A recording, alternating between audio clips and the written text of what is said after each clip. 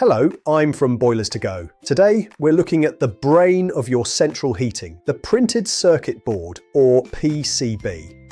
When it fails, your heating can vanish overnight. It is a common reason for a boiler locking out in UK homes. First is power surges. Electrical spikes or lightning can fry delicate components on the board instantly, causing a total failure. A blown fuse might be the culprit, but major spikes often require a full board replacement by a gas-safe engineer. Next is water ingress. Small leaks or condensation can lead to corrosion or short circuits on the PCB's surface over time. Our engineers must fix the leak source before replacing the board, otherwise the new PCB will just fail again soon. Age and fatigue are also factors. Solder joints can crack and capacitors fail due to constant heat cycles within the boiler. Sometimes it is just a loose wire.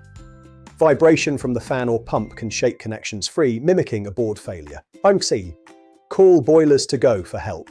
Please subscribe for more heating advice to keep your home warm and safe.